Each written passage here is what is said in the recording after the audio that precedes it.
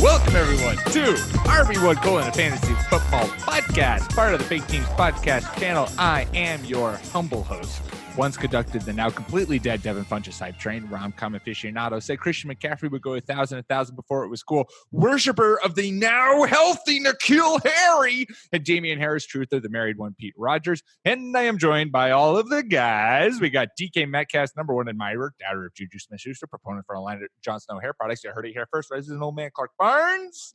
El Saboteur! Proud father Quentin Nelson, WNBA hot take machine, the man who boldly said the Tampa Bay Buccaneers will make the playoffs this year. Coach Whisperer, the wine sipperer, the Will Disleyer, Jordan Smith, and finally the biggest 49ers fan you know, Arya Stark is a spirit animal. Don't take him to Vegas. The only man who hates Larry Fitzgerald and a fan of what scientists lovingly call facts. The ginger normal man, Nick Butterford. Guys, how are we doing today? Doing great, Pete. Pretty okay. Jordan, do you have the are you having the willies because the Packs are about to start, or are you feeling pretty confident? I feel relatively okay because it's a home game.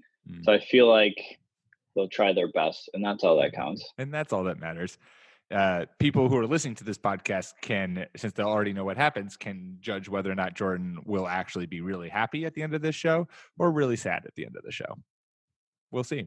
Time will tell.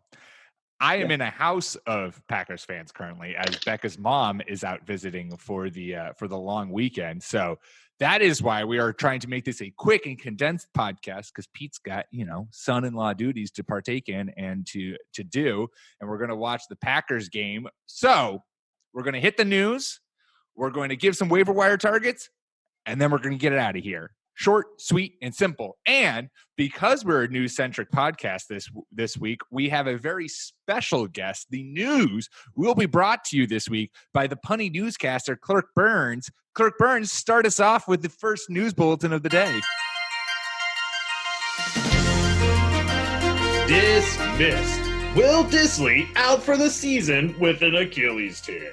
I would like to comment up front that making light of injuries is not the intent of this broadcast. It's just, fun here in a funny voice. Puns are encouraged. Yes, Will Dissly did injure his Achilles and is presumed out for the rest of the season. Jordan, this obviously hits close to home for you, since Will Dissly, you are the Will Disleyer, and he was one of your best calls of the year. What is your current state of emotional frailty right now? Well, it's incredibly sad. You just hate to see a good player go down and miss an entire season again. You hate to say that at least it's not like a similar knee injury as last year, so then you might have some concerns about the state of his knees just generally. But hopefully he gets back on the field in short time next season. From a fantasy perspective, it sucks because he was probably not a guy you drafted in standard redraft or auction leagues, and you ended up being able to grab him, and he slotted in and, gave you tight end number 5 production. So he, it's one of those smile while it happens sort of things, because hopefully he helped you get a couple W's in the short time that you were playing him. Nick, you're our although a 49ers fan, our Seahawks insider. I feel like most people would just expect, right, that Luke Wilson is the guy now to target, given the fact that he is the now starting tight end for Seattle. Personally, I don't feel that way. Do you see that the targets will shift over to Luke Wilson, or will they be more spread out now amongst the receiver base? I think it's an interesting thing to consider, but Luke Wilson's already had his time in Seattle and really couldn't get anything going as far as fantasy impact would go. I'd find it unlikely, but if you are like everybody who doesn't own like Kittle and the gang, really just Kittle. I guess you could do worse. Yeah, right. You could the probably draft do worse. Tight end early crowd was right. It was one of the few things I've been right about, and I would like to remember it. Don't let that narrative die. So anyway, I mean, you could probably stash him on your bench. I think he clocked like a 4.3 or something outrageous at the combine. He's an athletic specimen, but he didn't get it done when he was here previously. The only thing was they weren't really incorporating a tight end as a focal point of the red zone offense at that point in time. They didn't figure that out until they finally gave up on trying to make Jimmy Graham block. So it'd probably be worth it to add him to a bench, but I'm not going to like target him by any means early in waivers. Hopefully you're Yeah. like me and you just had Hunter Henry waiting to come back, and boy, did he come back. Boy, did he come back. Clark, take us to the next bulletin. Mario Tata, the Titans, to try Tannehill? Yeah, the Titans benched Marcus Mariota, seemingly signaling the kind of end of their marriage, especially since Mariota is due for a contract. His rookie deal is up at the end of this year, so it's kind of like, well, they seem to be out with him. Obviously, Ryan Tannehill is not exactly who you want to be starting, but Clark, how much faith do you have in anyone in this Titans offense now that, I mean, granted, I'm going to the wrong person here since you as a Texans fan have no faith in them to begin with, but I think Ryan Tannehill is a little bit better of a quarterback than Marcus Mariota. I think we're really splitting hairs, but I think he is better. So it'll be interesting to see what we see from Tennessee. Wow, you can't stop. It's coming out of you now. Yeah, I would love to see at least this be some sort of uptick in like Corey Davis and AJ Brown. Like those guys are so talented, and it sucks that they are trapped in an offense that really doesn't have a quarterback who can get them the ball reliably, and an offensive line that all of a sudden has become really bad, despite the fact being really good last year and in years past. So who knows? Well, Taylor Lewan got popped for cheating, and now he's having a hard time. I wonder why that is. Oh, there you go, kids. It does not pay to cheat. That's the message that you should take home. Get caught. Yes, that was the point I was making. There it is. Nick's got it. Nick knows what's up. The comparison between the two of them is really interesting because Mariota's ceiling is obviously a lot higher with his with his athletic ability. I say that, and the Bennett brothers somewhere are getting upset with me. They anointed him the most athletic person who went to their high school, but Tannehill, that is. But I think he might be able to move the offense in a way that Mariota couldn't, in just being like perhaps a little more accurate in the short to intermediate area of the field. Are you guys trying to add him?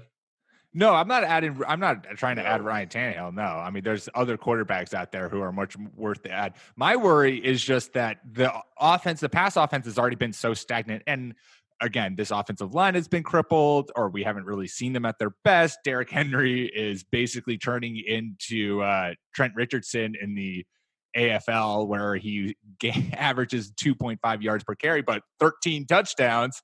So that's great numbers. But I'm very worried that now all of a sudden everyone on the Titans, Derrick Henry, Delaney Walker, Corey Davis, who you probably have already dropped, but AJ Brown, like all of those guys suddenly have just really no fantasy value. The only thing this is making me do is I will watch this week to see if there's a favored wide receiver to maybe consider picking him up. And that's why I say that we're really splitting hairs with who's a better quarterback. Again, I think Tannehill's better, but not enough to add or even think about it. Yeah. I saw the most perfect tweet about Marcus Mariota today. I don't know if you guys got this retweeted to your timeline. Oh, that was Slack that I typed the funny title in. That wasn't on Twitter. But you're right. So I can't credit who actually tweeted this, but they said Jameis Winston takes too many threes and Marcus Mariota misses too many layups. That's exactly how I feel about Marcus Mariota. And I think if Tannehill can, make some more of the easier throws that Marcus Mariota just can't, then these guys just have better value by target. We just got to figure out who might be his favorite target, because that I have no idea. Yeah. Anyone have any premonitions about where Mariota will end up next year? Not really. I thought the Ringer guys were talking about how funny it would be if Winston and Mariota switched places. Ooh. Yeah. But, it would be fun to see Mariota actually be able to work with a supposed quarterback whisperer. Although we're finding out if that's real. I think this is also got lost under the radar, is that Mariota has been in the league for 4 years now, and he's had 5 different offensive coordinators. And so obviously he has his own things to work through, but it also doesn't help when you're learning a new playbook every year. Yeah, it's 5 years with 4 coordinators, but anything over 1 is challenging. Right. I've got one that I think would be Yeah, I think Chicago's good. Would you rather have Blake Bortles as your backup or Marcus Mariota in Los Angeles? And if you're Marcus Mariota, wouldn't you like to go somewhere that's probably going to have the same coach for a few years? Yeah, that's LA is not, especially with everyone kind of turning quickly on Jared Goff. I mean, Sean McVay has to show that he is not the problem there, but that would be exciting. How tall is Mariota? Does John Elway want him? He's not tall enough. The He's definitely Broncos not are tall enough. always looking for a new Doesn't meet the $25 million threshold. a year quarterback. Yeah, he's got to duck through a doorway. Elway sees it and just kind of goes, Oh God! All right, Clark. 6'4"? Next bulletin. Not tall enough.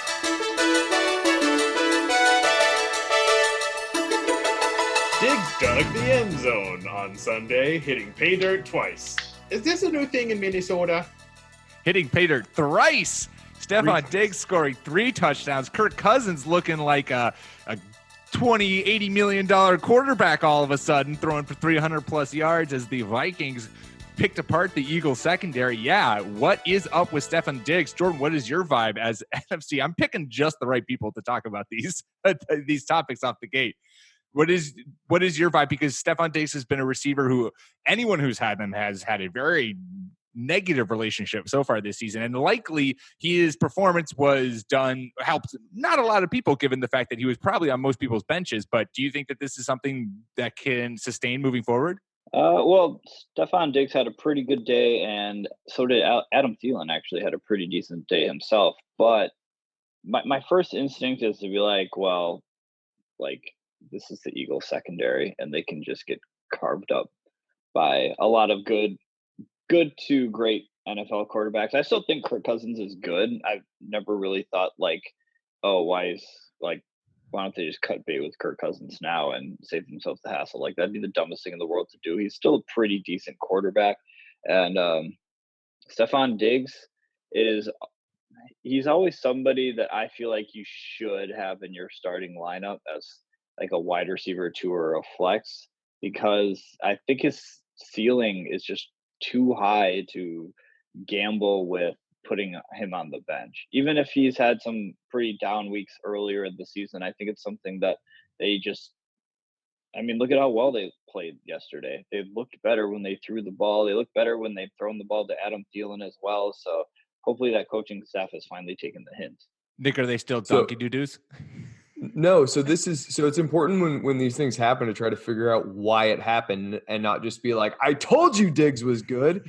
And so so I've only started to look into this a little bit, and I'm not sure what the slot snap share was between Diggs and Thielen, but 3 of their 4 combined touchdowns all came within the first 16 minutes of the game. Over 110 of Diggs's yards came early.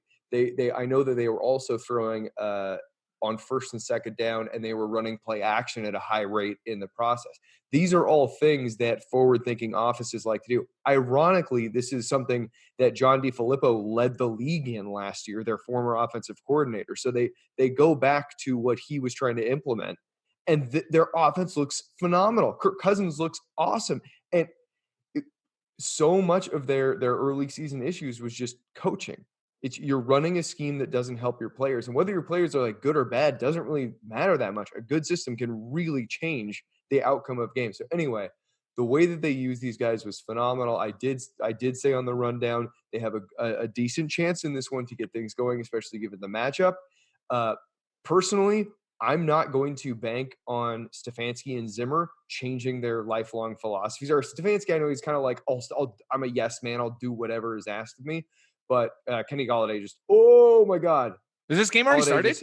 He just had like an 80-yard reception and almost fumbled at the end of it. But I need TJ Hawkinson to get me 4 points.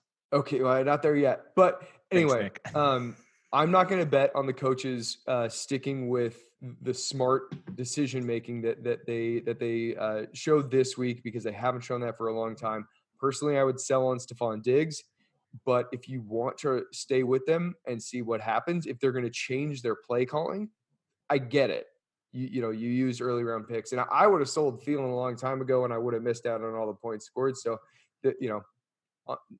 realize who's telling you to do this. Shout out to all these people who kept Diggs on your team and were able to benefit from that. because that's If you kept him for the right reasons, commitment. if it was just, I believe in the Vikings, then go back to the drawing board, champ. Yeah, I think if you could sell, you should. And I'm just looking at the wide receiver ranks right now, and there's some really odd names that I would love to get for Stephon Diggs, because I don't think that this offense is going to consistently do enough in the passing game to support two wide receivers.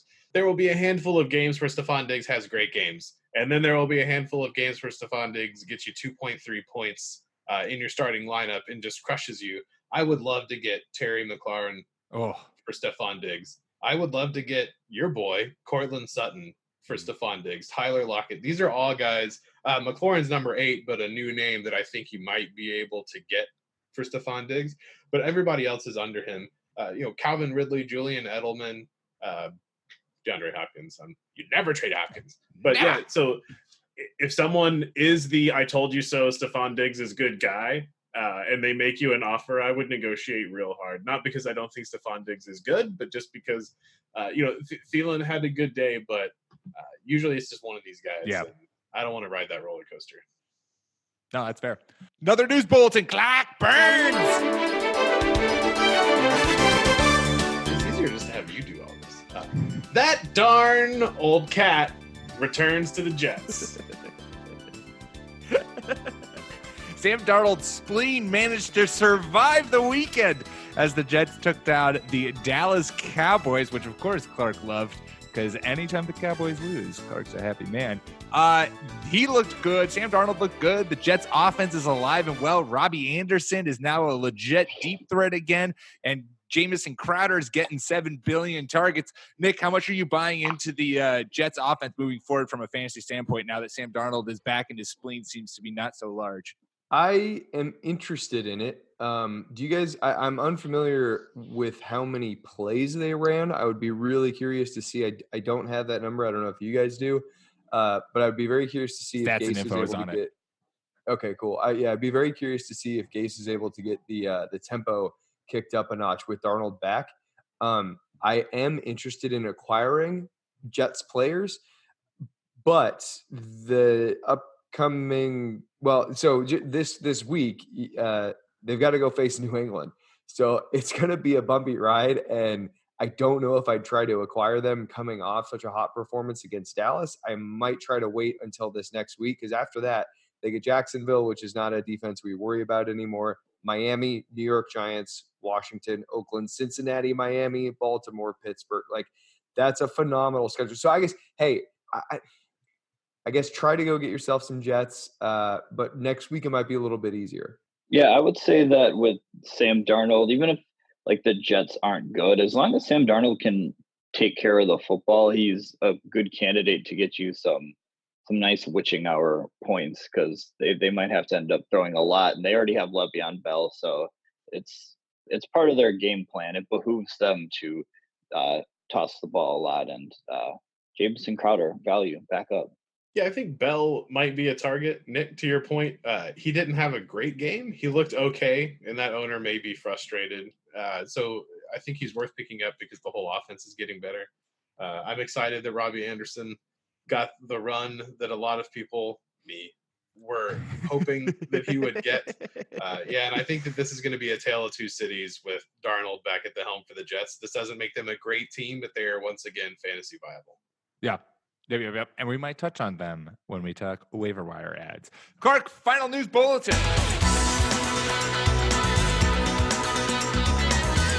Oh, Henry.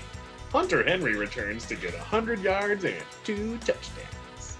The Chargers looked completely lost, but Hunter Henry was not lost in the Chargers offense, looking all what was promised to us at the tight end position. And that position is widely known as being completely barren. We all know that there's not a lot of fantasy viable guys. If for whatever reason Hunter Henry is available in your league, or you are like Jordan and have been patient and stashed him and waited for him to return from injury, you're sitting pretty right now, and you should definitely go get him. He has been, anytime he's been healthy, he's been a go-to guy for Phillip Rivers, especially around the red zone. We know what the Chargers can do with their tight ends in scoring touchdowns, and so I don't expect this performance that we saw from Hunter Henry to be a fluke by any stretch of the imagination. And so now is the time to get him if you can, because he's about to take off and reestablish himself as one of the best young tight ends in the league, as long as he can stay healthy.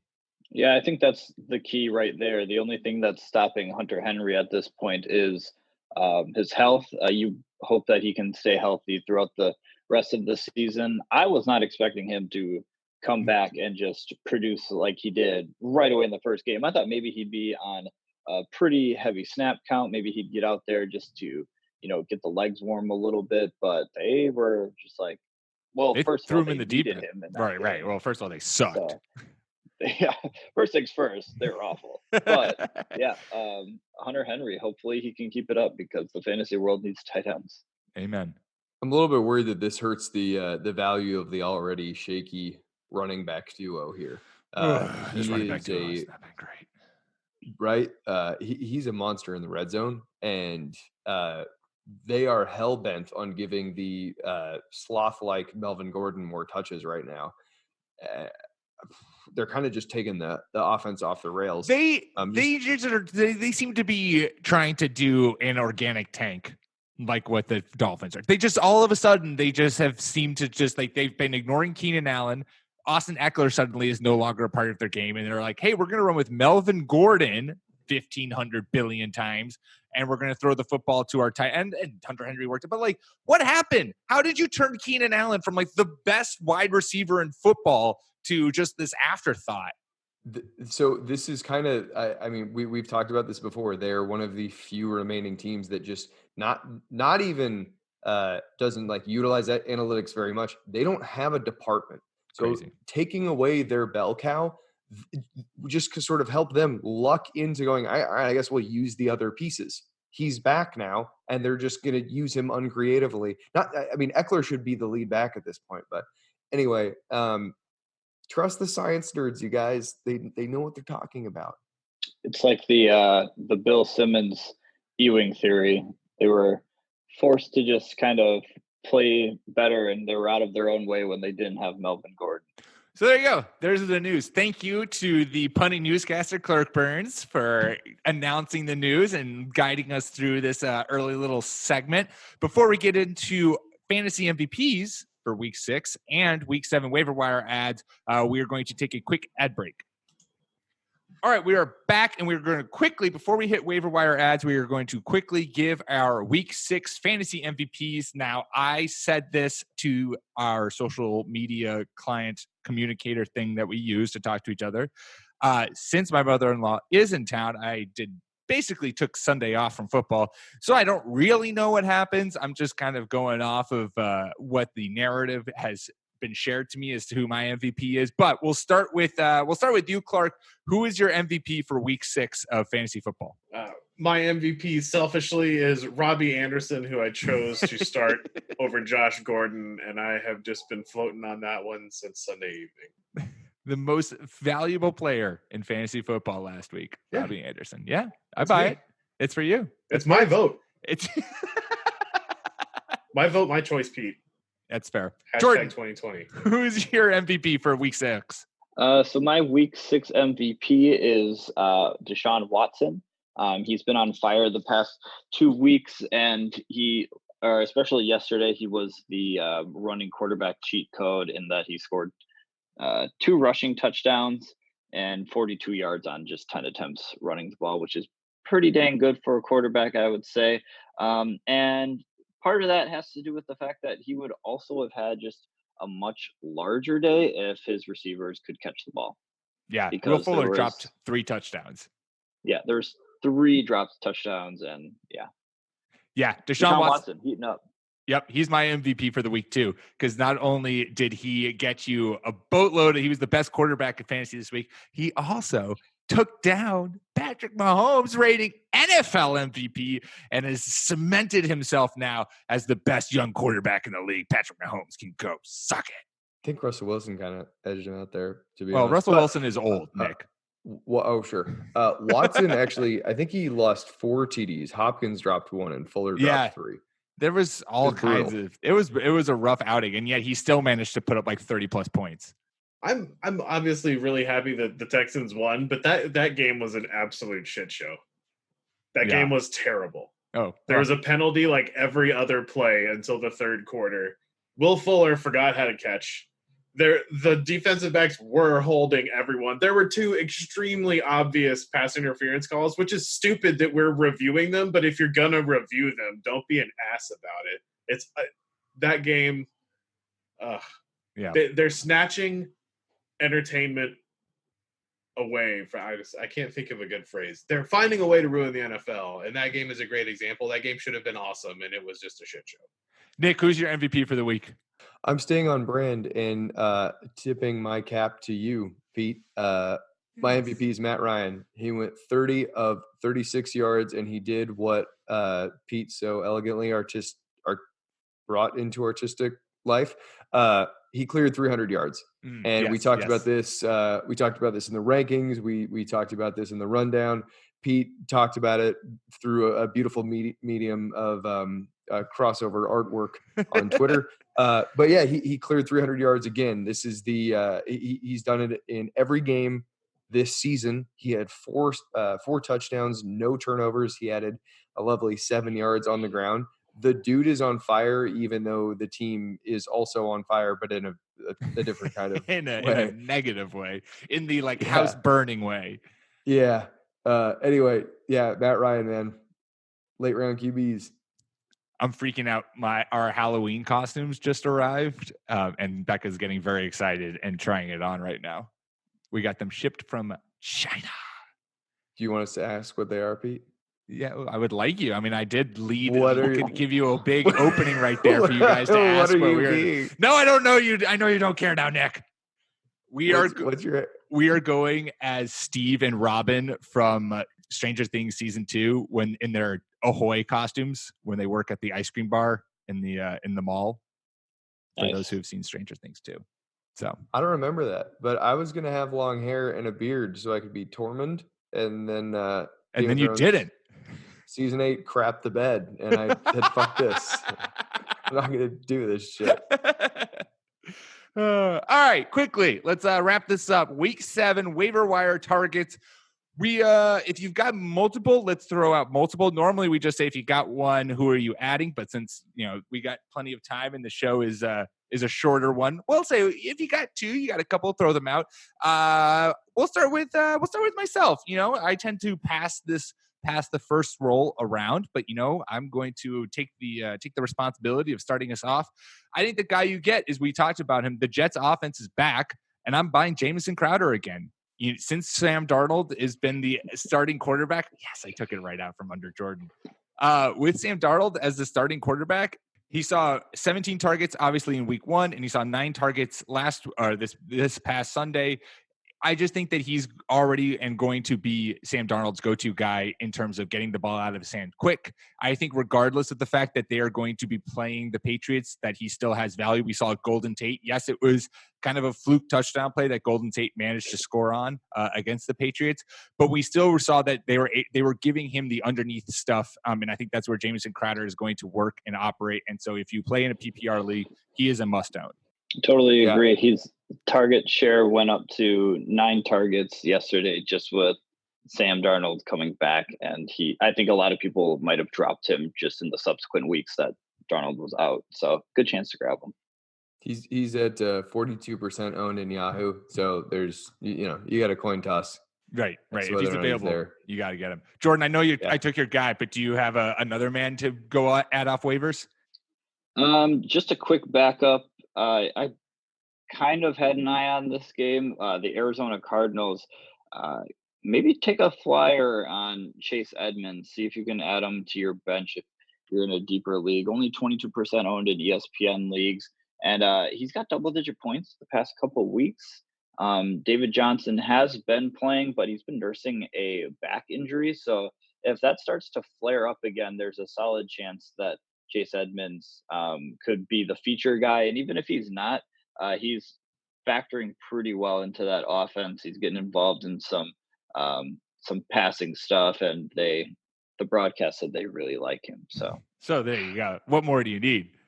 And that offense is starting to finally kind of get going. I mean, the Falcons is the cure-all for any offense that's ailing, but they seem to be starting to get everything back into place and being able to do things productively. Clark, who's the guy you're going to add off waivers?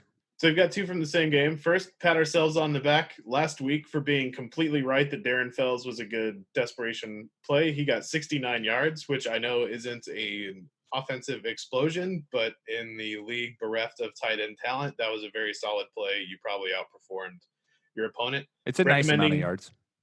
Yeah. I found several. Anyway, I mean, I'll distract you, Pete.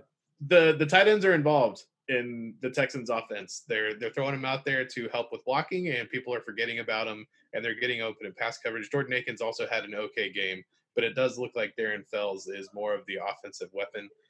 Same game, only 16% owned. We watched the Texans get torched yesterday with screen passes and misdirection plays out of the backfield. So I think Nyheim Hines, even though he's a clear second fiddle, is a nice desperation play as a flex. If you're really hurting for someone, he's 16% owned, and you could do a lot worse than throwing him in this week against the Texans. Nicholas, who you adding? Well, I had some of the same guys on my list, Crowder and Edmonds. And I mean, Edmonds, he's starting to come into like flex consideration on his own. He's got double digits back-to-back weeks. But we talked about him previously. Chris Herndon, he's at 27% owned in Yahoo. I'm kind of wondering if he's actually going to be able to come back this week. The team activated him. They cut somebody and activated him a couple hours ago. So if you need a tight end, up to the minute news coming from Nick Botiford. Up to the minute within a few hours. Yeah, that's how we do. Yeah, no, he's with Darnold back. He is in serious contention every week to be a like top 5 to 8 option, and that's awesome. So yeah, go get yourself some Chris Herndon. Yeah, and again, we were all excited about Hunter Breed. Henry, and we were right about him. Another H-named tight end is just waiting to burst onto the scene. I mean, what more can you ask for from us? We're just giving you prime knowledge. The last guy who I think you should go add off waivers, Jordan, I know I took your guy, Jamison Crowder, but I wanted to throw you a bone here and give you some love and appreciation. Jakobi Meyers, man. It's Jakobi Meyers season in New England. Josh Gordon got injured against the Giants. Who knows? We haven't heard anything confirming what exactly his injury status is, but it's not great. Julian Edelman's been banged up, and we saw Jakobi Meyers coming into that Giants game. He had 4 targets, 4 receptions for 54 yards. I think we know what he's flashed a lot in the preseason, and I think he could be someone who steps into this Patriots offense in the next couple of weeks and starts to seeing a pretty heavy workload. And maybe that'll change, obviously, but I think he's owned in like 1% of leagues. So if you want a flyer to throw at, he's the guy to go get. Yeah, I hope he's starting to pick up a little bit of a connection with Tom Brady. I know that was a little bit of an issue early on and why he was kind of not really utilized after being a preseason darling. So Jakobi Meyers, it'd be great to get some good action out of him. Yeah. And N'Keal Harry's coming back, baby. Oh, your boy excited. All right. Well, there you go. News, waiver wires. I got to get back to being the greatest son-in-law. Enjoy those cheese curds. Oh, you got to love it when the pack. What's the score currently? Is the pack down? There's nothing like noisy cheese. It's the best cheese. Any cheese that makes a lot of noise is the only cheese for me. Make sure to subscribe to the podcast. Subscribe everywhere you can get your podcast, iTunes, Spotify, Stitcher. Leave us a review. Give us 5 stars. We appreciate it and all the nice things you have to say. If you leave a question in the comments, we'll make sure to answer it. So drop it in when you leave a review. Follow us on Twitter at RB1 Podcast. Follow myself at Pete M. Rogers. Follow Clark at NFL Clark. Follow Jordan at Jordan_Smith27 and Nick at Ginger_Nick without a K. We'll be back at you Thursday to talk Week 7 starts and sits. Until then, peace.